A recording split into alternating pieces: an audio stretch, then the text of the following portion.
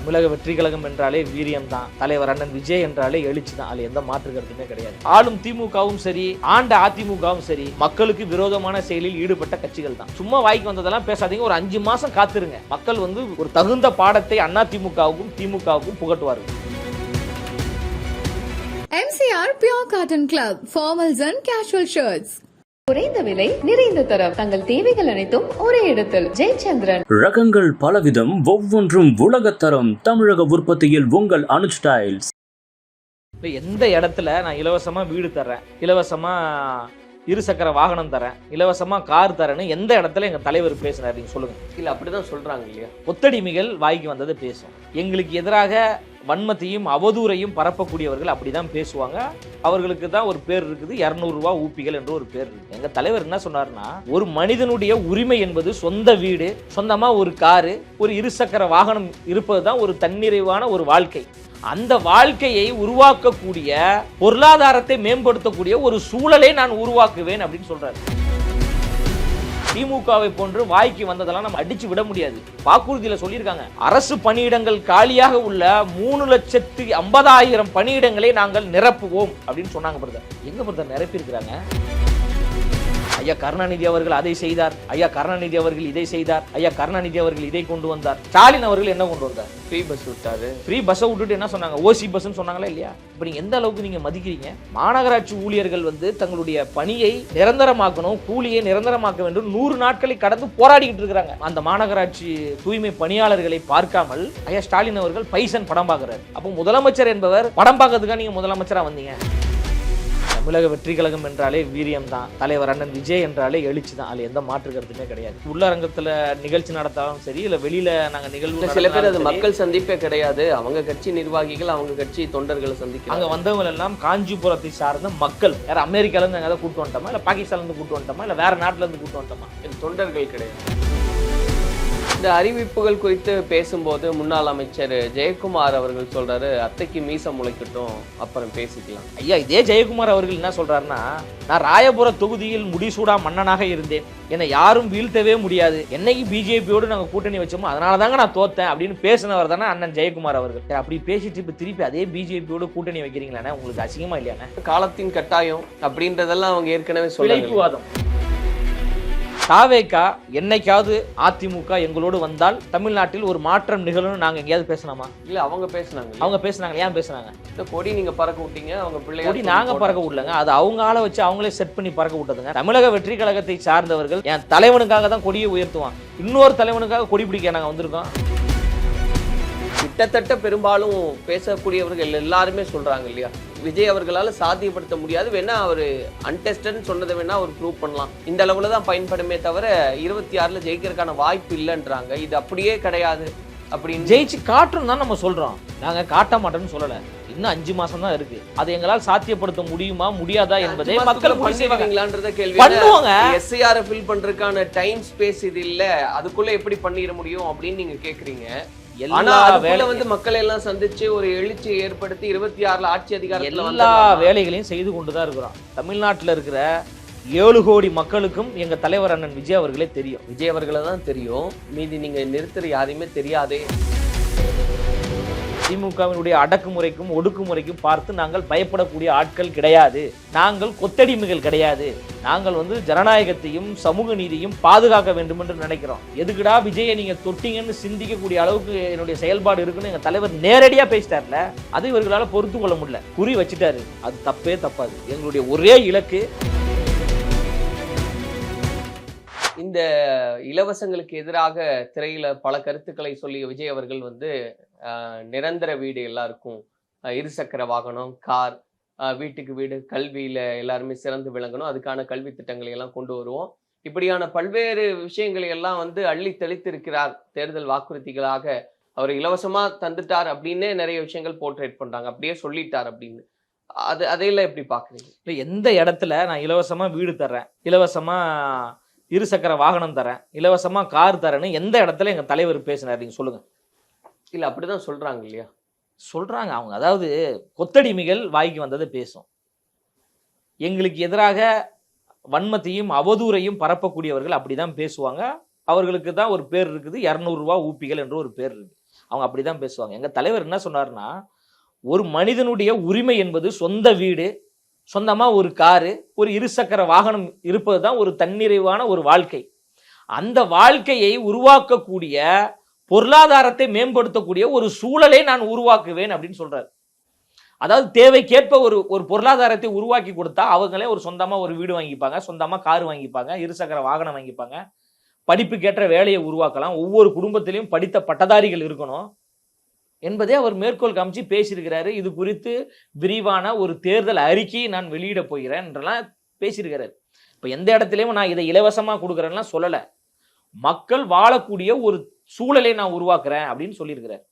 இப்ப திமுகவை போன்று வாய்க்கு வந்ததெல்லாம் நம்ம அடிச்சு விட முடியாது. வாக்குறுதியில சொல்லியிருக்காங்க, அரசு பணியிடங்கள் காலியாக உள்ள 3,50,000 பணியிடங்களை நாங்கள் நிரப்புவோம் அப்படின்னு சொன்னாங்க பிரதர். எங்க பிரதர் நிரப்பியிருக்கிறாங்க?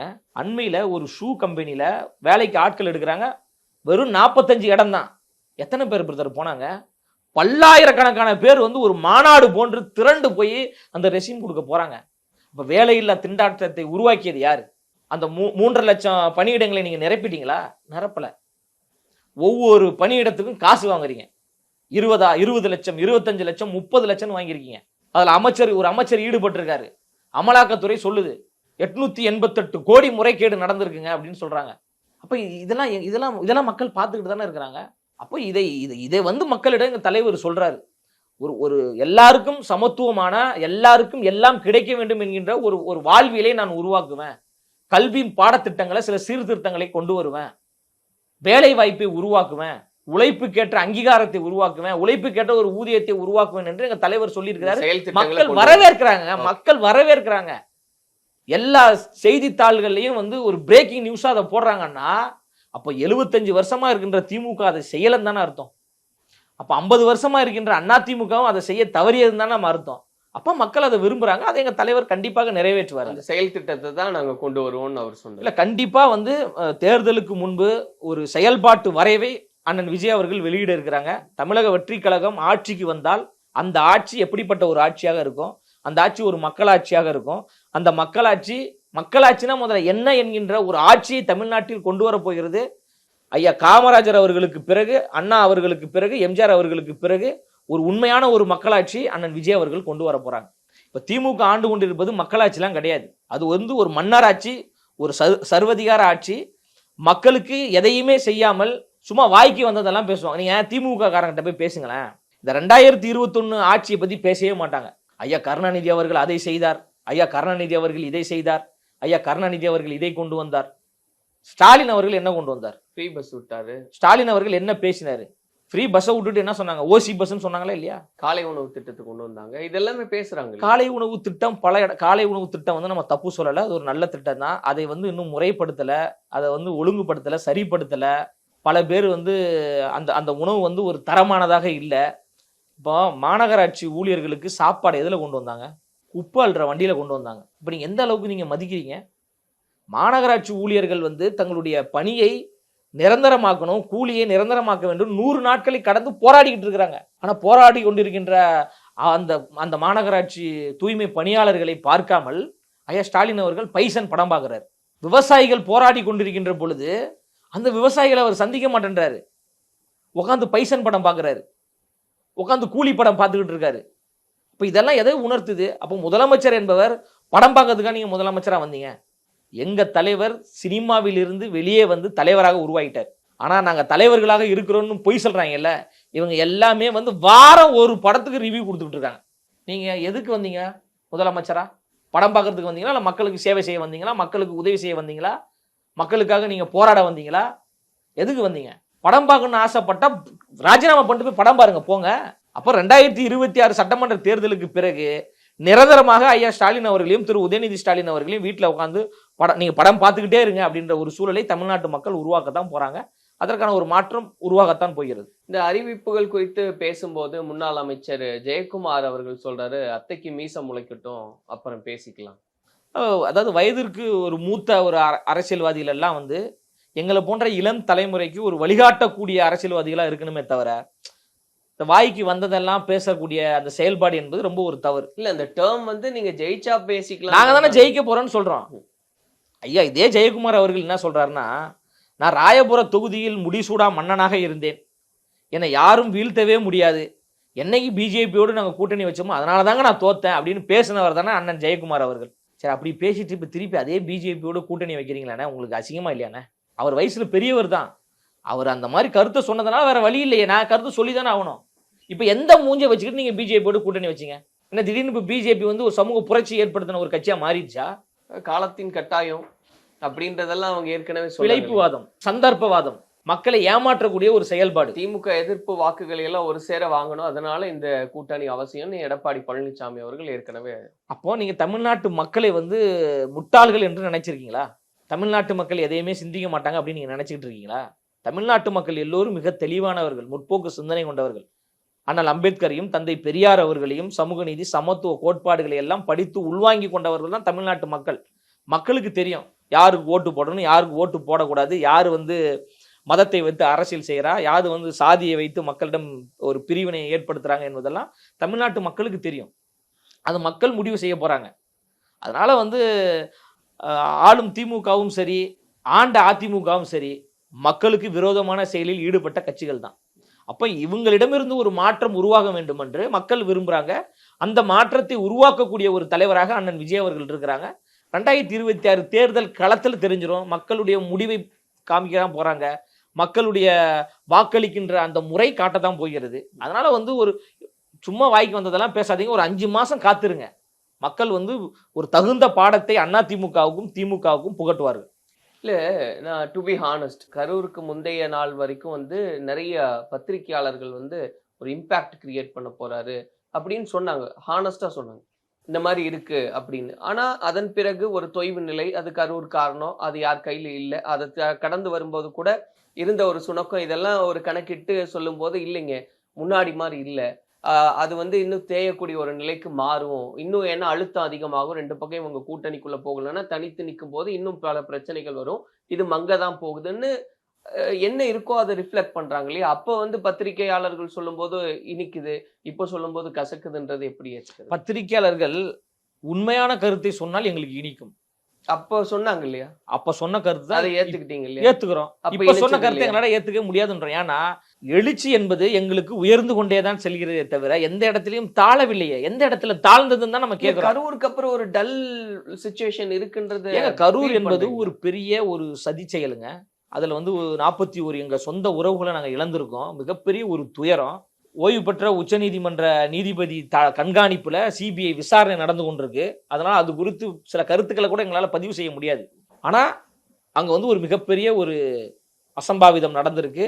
உண்மை குற்றவாளிகள் கண்டுபிடிக்கப்படணும், தர்மம் வெல்லும். அதனாலதான் நாங்க நீதித்துறை நாடி போனோம். நீதித்துறை அதற்கான விசாரணையை செய்து கொண்டிருக்கிறாங்க. அப்போ அந்த இடத்துல எங்களுக்கு ஒரு அமைதி தேவைப்பட்டது. இறந்தவங்க எல்லாம் எங்க குடும்பத்தை சார்ந்தவர்கள், எங்களுடைய சொந்தக்காரங்க. எங்களுக்கு தான் வலியும் வேதனையும் தெரியும். வெளியில நின்று வேடிக்கை பாக்குறவங்களுக்கு தெரியாது. இல்ல அதே இடத்துல தேங்கலங்க. சட்ட போராட்டம் நாங்க செய்தோங்க. இப்ப நாங்க சட்ட போராட்டம் செய்ததுனால தானே உச்ச நீதிமன்றம் வரை சென்று அங்க போய் நம்ம நீதியை நிலைநாட்டுவோம் என்று நாங்க போனோம். நீதிபதிகள் அதை உணர்ந்து கொண்டு எங்களுடைய வாதத்தை ஏற்றுக்கொண்டு நாங்க கேட்ட ஓய்வு பெற்ற உச்சநீதிமன்ற தலைமையிலான கண்காணிப்பு குழுவை எப்படி கொடுத்தாங்க? நாங்க அமைதியா இருந்தா கொடுத்துருப்பாங்களா? சட்ட போராட்டம் நாங்க செய்தோம். சட்ட ரீதியாக பல நடவடிக்கைகளை முன்னெடுத்தோம். பாதிக்கப்பட்ட குடும்பத்தினர் எங்க தலைவர் அவர்கள் நேர்ல சந்திச்சிருக்கிறாங்க, வீடியோ கால் மூலமாக சந்தித்து பேசினாங்க. எங்களால் முடிந்த ஒரு தொகையை நம்ம அந்த குடும்பத்துக்கு கொடுத்துருக்கிறோம். அந்த குடும்பத்திற்கு வாழ்நாள் முழுவதும் என்னென்ன தேவையோ அதை செய்வதற்கு நாங்கள் தயாராக இருக்கிறோம் என்று எல்லா உதவிகளையும் அந்த மக்களோடு நாங்கள் செய்து கொண்டுதான் இருக்கிறோம். அரசியல் ரீதியாக எந்த இடத்திலும் சுணக்கம் ஏற்படலை. ஒரு பெரிய துயரம் நடந்துருச்சு, பல உயிர்களை நாங்கள் இழந்துட்டோம். அந்த இடத்துல எங்களுக்கு ஒரு மௌனம் தேவைப்பட்டது, அஞ்சலி செலுத்துவதற்கென்று காலம் தேவைப்பட்டது, எங்களை நாங்களே தேற்றிக் கொள்வதற்கென்று ஒரு காலம் தேவைப்பட்டது.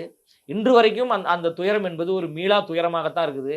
இன்று வரைக்கும் அதை நினைத்து பார்த்தால் கண்ணீர் வரக்கூடிய ஒரு சூழலாகத்தான் இருக்குது. ஏன்னா எங்களை பார்ப்பதற்காக, எங்கள் தலைவரை பார்ப்பதற்காக வந்த சொந்தங்கள் சில சதி செயலால் அங்கு இறந்து போயிட்டாங்க.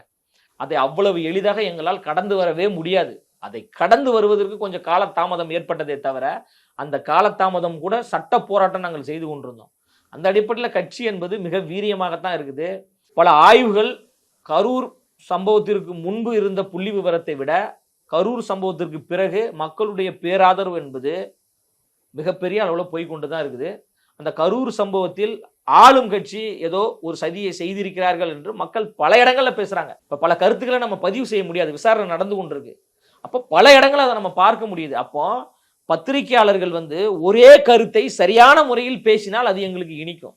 நீங்க ஒவ்வொரு முறையும் மாற்றி மாற்றி பேசுகின்ற பொழுது அவர்கள் யாராக இருந்தாலும் அவர்கள் நாங்கள் விமர்சிப்போம். நியாயமான கருத்தை பேசுங்க. வேங்க வயலை பத்தி பேசுங்க. வேங்க வயல்ல பாதிக்கப்பட்ட மக்களை ஏன் இன்று வரை முதலமைச்சர் பார்க்கவில்லை என்று பேசுங்க. பகுதி நேர ஆசிரியர்களுக்கு நாங்கள் பணி நிரந்தரம் செய்வோம் என்று வாக்குறுதிகள் சொன்னீங்களே, இன்னும் வரைக்கும் அந்த ஆசிரியர்களை நீங்க சந்திக்கவே இல்லை என்று அந்த பத்திரிகையாளர்கள் எல்லாம் பேச சொல்லுங்க. அதெல்லாம் அவங்க பேச மாட்டேன்றாங்களே. இல்ல இந்த டெல் ஃபேஸ்க்கு அப்புறம் வந்து ஒரு மாதிரி ஆசிலேட் ஆகுது. அந்த இடத்த வந்து அதிமுக வந்து அங்க ஃபுல் ஃபிளெஜ்ஜா பண்றாங்க, டிஎம்கே ஃபுல் ஃபிளெஜ்ஜா இறங்கி பண்றாங்க. அந்த இடத்துல வந்து நீங்க சொன்ன மாதிரி ஒரு பக்கம் சட்ட போராட்டம் பண்ணிட்டு இருந்தாலும் மற்ற கட்சிகள் ஏதாவது ஒரு விஷயத்துல சட்ட போராட்டம் செஞ்சாலும் அந்த கட்சியினுடைய நடவடிக்கைகள் தொடர்ந்து நடந்துகிட்டே இருக்கும் இல்லையா? நீங்க எல்லாத்தையும் ஒரே பக்கம் டல் அடிக்குது அப்படின்னு நீங்க சொல்றீங்க. தாவேகா என்னைக்காவது நாங்க வந்து அதிமுகவோடு கூட்டணிக்கு போலான்னு இருக்கிறோம், அதிமுக எங்களோடு வந்தால் தமிழ்நாட்டில் ஒரு மாற்றம் நிகழும்னு நாங்க எங்கேயாவது பேசலாமா? இல்ல அவங்க பேசுனாங்க. அவங்க பேசுனாங்க. ஏன் பேசுனாங்க? இந்த கொடி நீங்க பறக்க விட்டீங்க, அவங்க பிள்ளைய கொடி நாங்க பறக்க விடலங்க. அது அவங்க ஆளை வச்சு அவங்களே செட் பண்ணி பறக்க விட்டதுங்க. நாங்க ஏன் பறக்க விடணும்? எங்க கொடி எங்களுக்காக பறக்கும், என் தலைவனுக்காக பறக்கும். இன்னொரு தலைவனுக்காக ஏன் பறக்கணும்? தொண்டன் வந்து இன்னொரு கொடியை நாமக்கல் மாவட்ட செயலாளர் அன்று இரவே ஒரு வீடியோ வெளியிட்டார். அங்கு பறக்கக்கூடிய கொடிக்கும் அந்த கொடியை கொண்டு வந்தவர்களுக்கும் எங்க கட்சிக்கும் எந்த தொடர்பும் கிடையாது என்று சொல்லிட்டார். தமிழக வெற்றி கழகத்தை சார்ந்தவர்கள் தமிழக வெற்றி கழகத்தை சார்ந்த கூட்டத்துல தான் கொடியை உயர்த்துவோம், என் தலைவனுக்காக தான் கொடியை உயர்த்துவோம். இன்னொரு தலைவனுக்காக கொடி பிடிக்க நாங்க வந்திருக்கோம். எங்க தலைவனுக்காக கொடி பிடிக்க வந்திருக்கோம். எங்க கொடி தமிழ்நாட்டை ஆள வேண்டும் என்பதற்காக தலைவர் பின்னாடி லட்சக்கணக்கான இளைஞர்கள் திரண்டு கொண்டிருக்கின்ற பொழுது நாங்க எதுக்கு எடப்பாடி பழனிசாமி அவர்களுக்கு கொடி பிடிக்கணும்? அப்போ அதிமுக என்ன சொல்றாங்க? தாவேக எங்களோட கூட்டணிக்கு வரணும்னு சொல்றாங்கல்ல. நாங்க தேய்ந்து போயிருந்தால், நாங்கள் வந்து டல்லா போயிருந்தா எதுக்கு அவங்க எங்களை தேடணும்? பதறாங்க. ஒருவேளை ஏன் பதறாங்க? இல்ல ஏன் பதறாங்கன்னா, திமுக இன்னொரு முறை ஆட்சிக்கு வந்தா தமிழ்நாட்டை காப்பாற்றவே முடியாது. திமுகவும் பதறுதே. இப்ப திமுக என்ன சொல்லுது? திமுகவினுடைய கூட்டணி கட்சிகள் என்ன சொல்றாங்க? தாவேகாவை குறித்து பேசாத ஏதாவது ஒரு நாள் சொல்லுங்க. திமுகவினுடைய நாட்கள் பத்தி சொல்லுங்க. ஏதாவது ஒரு நாள் எங்களை பத்தி அவங்க பேசாம இருக்காங்களா? இல்ல திமுக கூட்டணி கட்சியை சார்ந்தவர்கள் என்றைக்காவது ஒரு நிகழ்வுல எங்களை தவிர்த்து விட்டு ஏதாவது பேசியிருக்காங்களா? எஸ்ஏஆரை கண்டித்து ஒரு ஆர்ப்பாட்டம் யாரு? திமுக இந்தியா கூட்டணி தலைமையில நடக்குது. அங்க யார பேசணும்? பாஜக பேசணும், தேர்தல் ஆணையத்தை பத்தி பேசணும். அங்க போயிட்டு ஏன் நீங்க தாவேகாவை பேசுறீங்க எல்லாரும்? நாங்க தான் தேய்ந்துட்டோம்ல, எங்க வீழ்ச்சி குறைஞ்சிருச்சுன்னு நீங்க சொல்ல வரீங்கல்ல. குறைஞ்சிருந்தா இவங்க யாரும் பேச மாட்டாங்க பிரதர். அப்போ எங்களுடைய எழுச்சி என்பது நாளாக நாளாக நாளாக உயர்ந்து கொண்டே இருக்கு. இல்ல இதுக்கு ஒரு இந்த காரணத்தினாலதான் சீமான் அவர்கள் வந்து இனிமே நான் விஜய் அவர்களை அட்டாக் பண்ண மாட்டேன்னு ஒரு முடிவுக்கு வந்துட்டதா செய்திகள்லாம் பார்க்கணும். இல்ல நான் உங்களுக்கு திரும்ப திரும்ப சொல்றது, நம்ம வந்து பிரைமரி ஃபோர்ஸா போறோம். நம்ம வந்து தாவேகாவா திமுகவா அப்படின்ற ஒரு மிகப்பெரிய ஒரு அரசியல் ஜனநாயக போர் நடந்து கொண்டு இருக்கின்ற பொழுது மற்ற அண்ணன்களை பத்தி பேச வேணான்றேன். அவங்க அவர் வேலையை பார்க்கட்டும். அவங்க பேச மாட்டேன்ட்டாங்க இல்லையா? அவங்களுக்கு தெரிஞ்சு போச்சுங்க, எங்களுக்கு எதிராக பேசினால் மக்கள் அவர்களுக்கு எதிராக மாறுவார்கள் என்று அவர் களம் உணர்த்திருச்சுல. அதனால அவங்க என்ன வாய்க்கு என்ன வேணாலும் பேசட்டும். நம்ம மிக தெளிவாக இருக்கிறோம். தலைவர் சொன்னதுதான், குறி வச்சுட்டாரு, அது தப்பே தப்பாது. எங்களுடைய ஒரே இலக்கு திமுகவை வீழ்த்தி விட்டு அந்த இடத்துல தாவேகா அதிகாரத்துக்கு வந்து மக்களுக்கான ஒரு ஆட்சியை செய்யும் என்பதில் எந்த மாற்று கருத்துமே கிடையாது. அதில் நம்ம தெளிவாக இருக்கிறோம். அது நிறைய பேர் இடையில அங்கிட்டு இங்கிட்டு ஓடிக்கிட்டு தான் இருப்பாங்க. அவர்களெல்லாம் நம்ம கண்டுக்கூடாது. நம்மளுடைய இலக்கு என்பது ஒரு பெரிய இலக்காக இருக்கு. அந்த இலக்கை நோக்கி நம்ம பயணிக்கிறோம். அங்கிட்டு இங்கிட்டு ஓடிக்கிட்டுன்னு அவர் சொன்னதே சொல்றீங்க. அங்கிட்டு இங்கிட்டு யாரெல்லாம் ஓடுறாங்களோ அவங்க எல்லாரையுமே சொல்றோம். அண்ணன் சீமான் அவர்கள் மட்டும் ஓடல, நிறைய அண்ணன்கள் ஓடுறாங்க, இங்கிட்டும் அங்கிட்டும் ஓடுறாங்க. எதுக்கு அவங்க கட்சி ஆரம்பிச்சாங்கன்னு அவங்களுக்கே தெரியல. அவங்க கட்சி ஆட்சிக்கு வரணும், அவங்க கட்சியை சார்ந்தவர்கள் அமைச்சர்கள் ஆகணும், எம்எல்ஏ ஆகணும்னு ஆசைப்பட்டு தான் கட்சி ஆரம்பிச்சிருப்பாங்க. ஆனா இன்னைக்கு என்ன நினைக்கிறாங்க? உதயநிதி ஸ்டாலின் அவர்கள் முதலமைச்சர் ஆகணும், ஸ்டாலின் அவர்கள் முதலமைச்சர் ஆகணும், திமுக கட்சியை சார்ந்தவர்களாம் அமைச்சர் ஆகணும் அப்படின்னு அவர்களை மகிழ்விப்பதற்காக எங்களை விமர்சிக்கிறாங்கல்ல. அவர்கள் எல்லாம் பார்க்கின்ற பொழுது எங்களுக்கு பரிதாபமாக இருக்கிறது, இறக்கப்படுகிறோம். மீண்டும் மீண்டும் எங்க தலைவர் சொல்றாரு, ஆட்சியிலையும் அதிகாரத்திலையும் நான் பங்கு கொடுப்பேன். உண்மையிலே பெரியார் கண்ட கனவு, அண்ணல் அம்பேத்கர் அவர்கள் கண்ட கனவு என்பது சம வாய்ப்பு, சம உரிமை, எல்லோரையும் சரிசமமாக மதிக்க வேண்டும், இதுதான் உண்மையான சமத்துவம் என்று.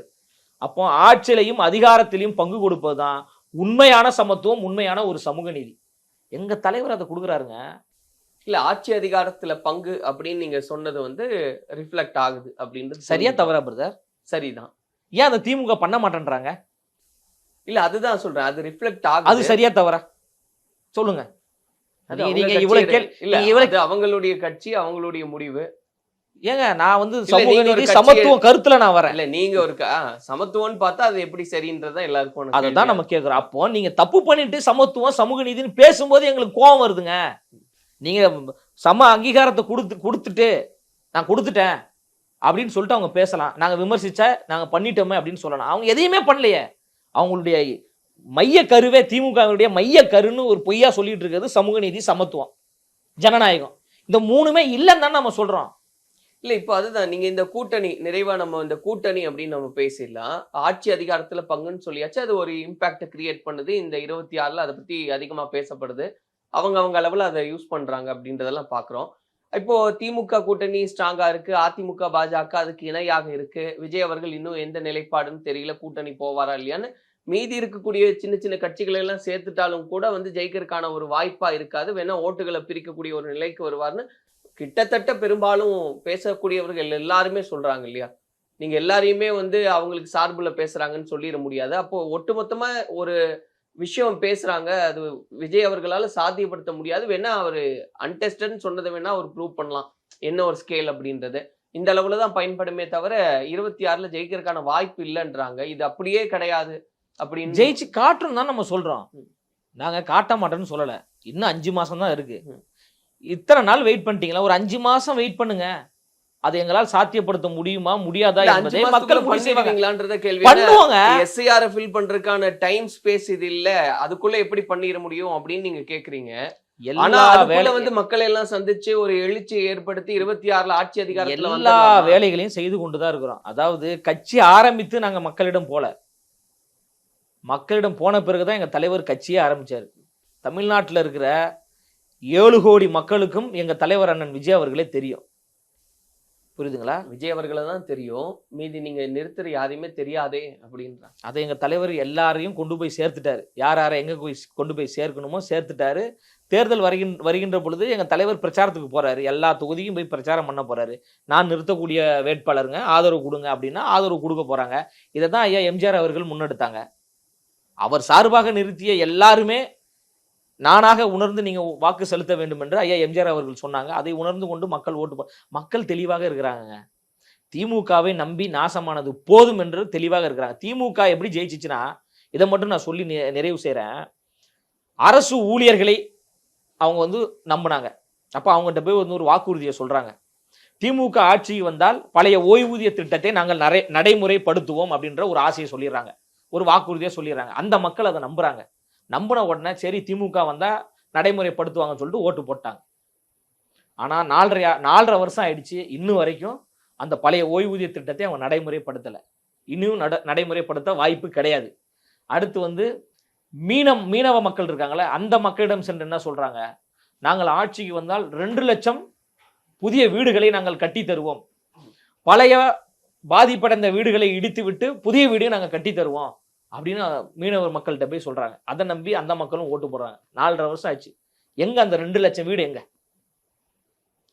திமுக ஆட்சி வந்துச்சுன்னா நாங்க கச்சத்தீவை மீட்பதற்கு நடவடிக்கைகளை மேற்கொள்வோம் அப்படின்னு திமுக சொன்னாங்க. 2021 இருந்து இப்ப 2025, இந்த 4 வருஷத்துல கச்சத்தீவை மீட்பதற்கு இந்த திமுக அரசாங்கம் செய்த நடவடிக்கைகள் ஒரு 4 நடவடிக்கைகள் நீங்க சொல்லுங்க. நீங்க மனசாட்சியத்தோடு சொல்லுங்க. அந்த கச்சத்தீவை மீட்பதற்கு என்ன நடவடிக்கை திமுக முன்னெடுத்தது? நிச்சயமா எடுப்போம்னு சொல்லிக்கிட்டே இருக்காங்க. 4.5 வருஷம் ஆயிடுச்சுங்க. இன்னும் 5 மாசத்துல என்னங்க எடுக்க போறீங்க? இந்த 4.5 வருஷத்துல நீங்க என்ன செஞ்சீங்க? ஒரு 4 செயல் திட்டம் திமுக இதை செய்தது கச்சத்தீவை மீட்பதற்காக. ஒரு பத்திரிகையாளரா உங்களால சொல்ல முடியுமா? உங்களாலே சொல்ல முடியலன்னா மக்களுக்கு எப்படிங்க தெரியும்? அப்போ அந்த மீனவ மக்களை ஏமாற்றி நீங்க ஓட்டை வாங்கினீங்க. அப்ப கல்லூரி மாணவர்களிடம் ஒரு பொய்யை சொல்றீங்க, நாங்க வந்து நீட் தேர்வை ரத்து செய்வோம் அப்படி மாணவர்கள் மத்தியில நீங்க சொல்றீங்க. 3 லட்சம் வேலை வாய்ப்பை நாங்கள் உருவாக்கி தருவோம், காலி பணியிடங்களை நாங்கள் நிரப்புவோம் அப்படின்னு நீங்க சொல்றீங்க. எங்க நிரப்புனீங்க? சாலை பணியாளர்களாக 75,000 பேருக்கு நாங்கள் அரசு வேலை கொடுப்போம்னு சொன்னாங்க. எத்தனை பேருக்கு நீங்க கொடுத்துருக்கீங்க? திருக்கோயில்கள்ல 25,000 பேருக்கு நாங்கள் பணி வேலை கொடுப்போம்னு சொன்னீங்க. எத்தனை பேருக்கு நீங்க கொடுத்துருக்கீங்க? இயற்கையை பாதுகாப்பதற்கென்று 12வது வரை படித்தவர்களுக்கு 12வது படிச்சிருந்தா போதும், 75,000 பேருக்கு நாங்கள் அரசு வேலை கொடுப்போம் என்று சொன்னாங்க தேர்தல் வாக்குறுதியா. 4.5 வருஷம் ஆச்சுங்க. எத்தனை பேருக்கு வேலை கொடுத்துருக்கீங்க நீங்க? மகளிருக்கு 25,000 பேருக்கு மக்கள் நல சேவகர் பணியாற்றக்கூடிய பணியை நாங்கள் கொடுப்போம், 25,000 பேருக்கு கொடுப்போம் நாங்க. எத்தனை பேர் கொடுத்துருக்கீங்க? அப்போ இது போன்ற வாக்குறுதிகளை சொல்லி சொல்லி சொல்லி சொல்லி ஏமாற்றி ஓட்டை பெற்றவர்கள்.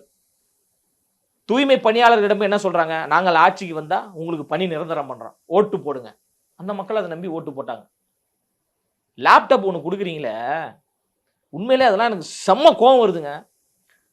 மாணவர்களின் நலன் மீது அக்கறை கொண்ட ஆட்சி திமுக ஆட்சி, அதனால் நாங்கள் விலையில்லா மடிக்கணனம் கொடுக்கிறோம். அது எப்போ கொடுப்பாங்களா? அடுத்த மார்ச்ல தான் கொடுப்பாங்களாம்.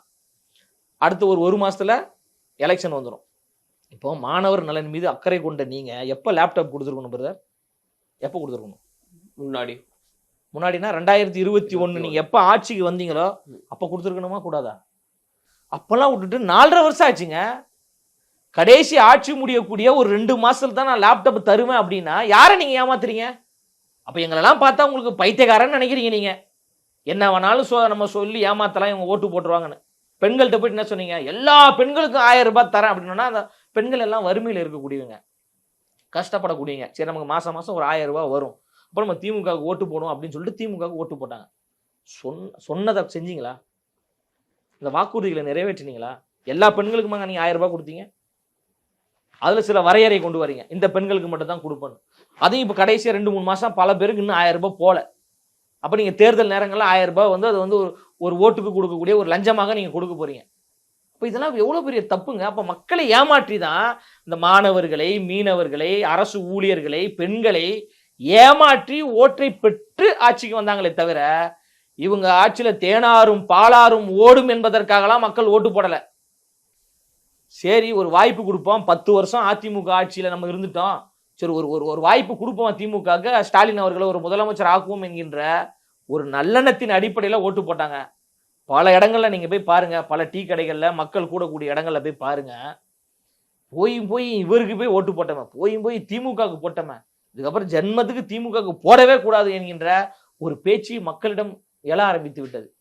அப்ப 2026 அந்த சட்டமன்ற தேர்தல் என்பது திமுகவுக்கு எதிரான எதிர்ப்பு அலையும் தாவேகாவுக்கு ஆதரவான ஆதரவு அலையும் வீசிக்கொண்டிருக்கு. அப்போ தாவேகாவினுடைய ஆதரவு அலையில் திமுக என்கின்ற ஒரு கட்சி சின்னாபின்னமாகி தாவேகா ஆட்சி அதிகாரத்துக்கு வரப்போது கூட்டணி உருவாவது உறுதி. அது எங்க தலைமையில தான் கூட்டணி, தமிழக வெற்றி கழகத்தின் தலைமையில் தான் கூட்டணி. முதலமைச்சர் வேட்பாளர் அண்ணன் விஜய் அவர்கள் எங்களோடு பேசிக்கொண்டுதான் இருக்கிறாங்க, பல கட்சிகள் பேசிக்கொண்டுதான் இருக்கிறாங்க. நாங்கள் யாரு கதவையும் தட்டவில்லை. நாங்கள் மக்களிடம் செல்கிறோம், மக்களுக்காக பேசுகிறோம், மக்களிடம் நாங்கள் என்ன செய்ய போகிறோம் என்பதை குறித்து பேசிட்டு மக்களிடம் ஒரு ஆதரவை பெற்றுக்கொண்டு மிகப்பெரிய ஒரு வரவேற்பை பெற்றுக்கொண்டு நாங்கள் சென்று கொண்டிருக்கிறோம். அதனால வந்து கூட்டணி குறித்து யோசிப்பதற்கும் சிந்திப்பதற்கும் எங்களுக்கு இப்போதைக்கு நேரம் கிடையாது. முதல்ல இப்போ காஞ்சிபுரம் முறையிலேயே வந்து நான் கரூர் குறித்து பின்னாடி பேசுறேன் அப்படின்னா மேபி அந்த உரையிலேயே பின்னாடி பேசுவார் அப்படின்னு தான் நிறைய பேர் எதிர்பார்த்தது. ஆனா அது பேசல. அது பின்னாடி பேசுறேன் அப்படின்னா அந்த உரையில பின்னாடி பேசுறேன் இல்ல, இன்னொரு நாள் வாய்ப்பு கிடைக்கும் போது நான் அது குறித்து பேசுறேன். ஏன்னா அது சட்ட போராட்டம் நடந்து கொண்டிருக்கு. சரி, அப்ப அதுல முழுமையான தகவல்கள்லாம் வந்த பிறகு அது குறித்து நம்ம பேசுவோம் அப்படின்னு சொல்லிட்டு தலைவர் சொல்றாரு. அந்த அடிப்படையில் தான் அவர் சொன்னார். நிறைவா இப்போ உள்ளரங்க கூட்டம் அப்படின்றது வாய்ப்பு அனுமதி கிடைச்சதுக்கு அப்புறம் நான் மக்கள் சந்திப்பு அப்படின்னு எவ்வளவு வீரியமாக எவ்வளவு எழுச்சிகரமாக இருக்க போது இல்லை எப்படி இருக்கும்? ஏங்க, தமிழக வெற்றி கழகம் என்றாலே வீரியம் தான், தலைவர் அண்ணன் விஜய் என்றாலே எழுச்சி தான், அதுல எந்த மாற்று கருத்துமே கிடையாது. அது நாங்க உள்ளரங்கத்துல நிகழ்ச்சி நடத்தாலும் சரி, இல்ல வெளியில நாங்க நிகழ்வு நடத்தினாலும் சரி, மக்கள் சந்திப்பே கிடையாது. அவங்க கட்சி நிர்வாகிகள், அவங்க கட்சி தொண்டர்களை சந்திக்க அங்க வந்தவங்க எல்லாம் காஞ்சிபுரத்தை சார்ந்த மக்கள், பொதுமக்கள், விவசாயிகள், நெசவாளர்கள். திமுகவுக்கு காலங்காலமா ஒண்ணு இருக்குங்க, ஏதோ அவங்களுக்கு தான் மக்கள் செல்வாக்கு இருக்கிற மாதிரியும், ஏதோ அவங்க கட்சி தான் தமிழ்நாட்டுல இருக்கிற மாதிரியும், ஏதோ தமிழ்நாட்டை அவங்களுக்கு ஏதோ பத்திரம் எழுதி போட்டு கொடுத்த மாதிரியும், திமுக இல்லைன்னா நம்ம யாருமே படிக்காத மாதிரியும், அவங்க அமைச்சர்கள் எல்லாம் பேசுறதெல்லாம் பாருங்களேன், அப்படிதான் பேசுவாங்க. பெண்களுக்கு இலவசமா பேருந்து கொடுத்துட்டு நீங்களாம் ஓசியில தானே போறீங்க, யாராவது பேசுவாங்களா? இதுதான் இந்த பண்ணையார்த்தனம். நமக்கு எல்லாம் இவங்கெல்லாம் அடிமை அப்படின்ற 1000 ரூபாய் கொடுத்துட்டு, ஏன்னா பெண்கள்லாம் பலபலன்னு இருக்கீங்க, நாங்க கொடுத்த 1000 ரூபாவா, அதுல தான் ஃபேர் அண்ட் லவ்லிலாம் வாங்கி போட்டுன்னு வரீங்களா அப்படின்னு யாரு துரைமுருகன் பையன் பேசுறாரு. அப்போ இது போன்ற இந்த பேச்சுகள்லாம் இருக்குல்ல, அப்போ அங்கே வந்த 2000 பேர் யாரு? காஞ்சிபுரத்தை சார்ந்த மக்கள் வராங்க, அவங்களுடைய குமுறல்களை சொல்றாங்க, பல கோரிக்கை மனுக்களை எங்கள் தலைவரிடம் கொடுத்துருக்குறாங்க. அது குறித்து தேர்தல் வாக்குறுதியாக வருகின்ற பொழுது ஒவ்வொரு மாவட்டம் தொடர்பான பிரச்சனைகளை குறித்து எங்கள் தலைவர் அவர்கள் பேச தான் போறாங்க. அப்போ அங்கே வந்தவங்க மக்கள் இல்லாமல் யாரு? யார் அமெரிக்காலேருந்து நாங்கள் ஏதாவது கூட்டு வந்துட்டோமா, இல்லை பாகிஸ்தான்லேருந்து கூட்டு வந்துட்டோமா, இல்லை வேற நாட்டிலேருந்து கூட்டு வந்துட்டோமா? தொண்டர்கள் கிடையாது, கட்சி தொண்டர்களும் இருந்தாங்க. அதே நேரத்தில் காஞ்சிபுர பகுதியை சார்ந்த பொதுமக்களும் இருந்தாங்க. நம்ம சொல்றோம் எல்லா மக்களும் அங்கே இருந்தாங்க. அது மக்கள் சந்திக்கக்கூடிய நிகழ்வு தானே. அப்போ அது வந்து ஒரு மிகப்பெரிய ஒரு தாக்கத்தை ஏற்படுத்திருச்சு. நேரடியாக தலைவர் அவர்கள் சவால் விட்டாங்க, நான் சந்திக்க தயார், எதிர்கொள்ள தயார், எதுக்குடா விஜயை நீங்க தொட்டிங்கன்னு சிந்திக்கக்கூடிய அளவுக்கு என்னுடைய செயல்பாடு இருக்குன்னு எங்க தலைவர் நேரடியாக பேசிட்டார்ல. அது இவர்களால் பொறுத்து கொள்ள முடியல. உண்மையை தான் பேசியிருக்கோம், அந்த உண்மையை நாங்கள் உறக்க பேசியிருக்கோம், தொடர்ந்து நாங்கள் பேசுவோம். இந்த வீரியம் தொடரும். நாங்கள் வீரியமாக தாங்க இருக்கோம். அதைத்தான் சொல்றோம், அதுதான் தொடரும்னு இந்த சொல்றோம். வீரியம் எப்பொழுதும் இருக்கும், துணிச்சல் எப்பொழுதும் இருக்கும். திமுகவினுடைய அடக்குமுறைக்கும் ஒடுக்குமுறைக்கும் பார்த்து நாங்கள் பயப்படக்கூடிய ஆட்கள் கிடையாது. நாங்கள் கொத்தடிமைகள் கிடையாது. நாங்கள் வந்து ஒரு மன்னருக்கு கீழே அடிமையாக இருக்கக்கூடிய அடிமை கூட்டம் கிடையாது. நாங்கள் வந்து ஜனநாயகத்தையும் சமூக நீதியும் பாதுகாக்க வேண்டும் என்று நினைக்கிறோம். கொள்கை கோட்பாடுகளோடு தான் வரோம். இப்போ சாதிவாரி கணக்கெடுப்பு நடத்த வேண்டும் என்று நாங்கள் சொல்றோம் அப்படின்னா அது ஒரு கொள்கை தானேங்க. எல்லாரும் சமமாக வர வேண்டும், அதற்கான ஒரு முன்னெடுப்பாக சாதிவாரி கணக்கெடுப்பு நடத்துகின்ற பொழுது யாருடைய உரிமைகள் எல்லாம் நசுக்கப்பட்டிருக்கோ, யாருடைய உரிமைகள் எல்லாம் பறிக்கப்பட்டிருக்கோ அவர்கள் எல்லாம் ஒரு சம அங்கீகாரம் கிடைக்கும். அதற்கு கணக்கெடுப்பு நடத்துங்க, அதற்கு ஒரு ஆய்வை மேற்கொள்ளுங்க நம்ம சொல்றோம். இது என்ன, இது கொள்கை கிடையாதா? அப்புறம் அதை முன்னெடுக்கிறோம். பிறப்புக்கும் எல்லா உயிருக்கும் என்கின்ற ஒரு சமத்துவத்தை நம்ம பேசுறோம். பிஜேபியை எதிர்ப்பதே ஒரு மிகப்பெரிய ஒரு கொள்கைங்க. நான் இதுல சொல்றேன், கொள்கை இல்லை அப்படின்னு சொல்றாங்களே, பிஜேபியை எதிர்ப்பது தாங்க எங்களுடைய முதன்மையான கொள்கையே. பிஜேபியுடைய கொள்கை என்ன? பிறப்பின் அடிப்படையிலே உயர்வு தாழ்வு உண்டு, வர்ணாசிரம கோட்பாட்டை அவங்க ஆதரிக்கிறாங்க. உயர்ந்தவன் தாழ்ந்தவன் என்ற பாகுபாடை பிஜேபி பாக்குது. நம்ம என்ன சொல்றோம்? சாதி, மதம், பிறந்த இடம், பாலினம் இதையெல்லாம் கடந்து நாம் எல்லோரும் மனிதர்களாக இருப்போம் என்கின்ற ஒரு மனிதம் சார்ந்த அரசியலை எங்க தலைவர் முன்னெடுக்கிறார்.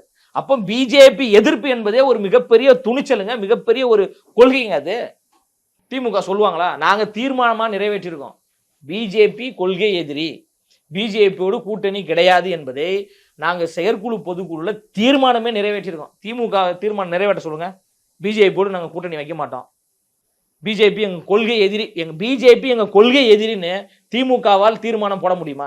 நாங்க போட்டிருக்கோம். எங்களுடைய கட்சி ஆபீஸ்ல அண்ணல் அம்பேத்கருடைய சிலை இருக்குங்க. நாங்க உண்மையான சமூக நீதியா இருக்கோம், உண்மையான ஒரு சமத்துவமா இருக்கிறோம்.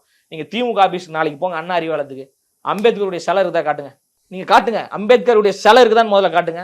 அப்போ அவங்க வந்து எங்களை பார்த்து தற்கூரிகள் என்று பேசுவதும், எங்களை வந்து ரசிகர் கூட்டம் என்று பேசுறாங்கல்ல, இது பச்சை அயோக்கியத்தனம்ன்றான். பெரியாரிய மாடல்ன்றீங்க, திராவிட மாடல்ன்றீங்க, சமூக நீதி மாடல்ன்றீங்க. தந்தை பெரியார் அவர்களே இன்றைய இளம் தலைமுறையின் மத்தியில் எத்தனை பேர் கொண்டு போய் சேர்த்திருக்கீங்க?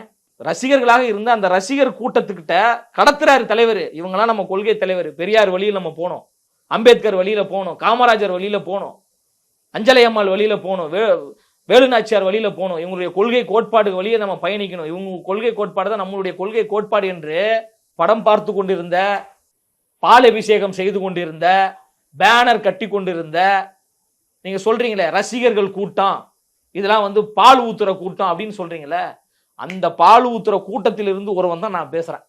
வாங்க பேசுவோம், சமூக நீதியை பத்தி பேசுவோம், சமத்துவத்தை பத்தி பேசுவோம், தமிழ்நாடு என்று ஏன் பேர் வந்ததுன்னு பேசுவோம், ஜனநாயகத்தை பத்தி பேசுவோம், தந்தை பெரியாரை பேசுவோம், காமராஜரை பேசுவோம். வாங்க பேசுவோம், இடஒதுக்கீடுனா என்னன்னு பேசுவோம், சாதிவாரி கணக்கெடுப்புனா என்னன்னு பேசுவோம்.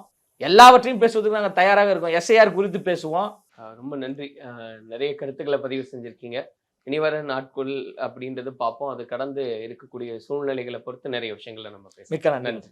MCR Pure Cotton Club, formals and casual shirts. குறைந்த விலை நிறைந்த தரம் தங்கள் தேவைகள் அனைத்தும் ஒரே இடத்தில். ஜெயச்சந்திரன். ரகங்கள் பலவிதம், ஒவ்வொன்றும் உலகத்தரம். தமிழக உற்பத்தியில் உங்கள் அனுஜ் ஸ்டைல்ஸ்.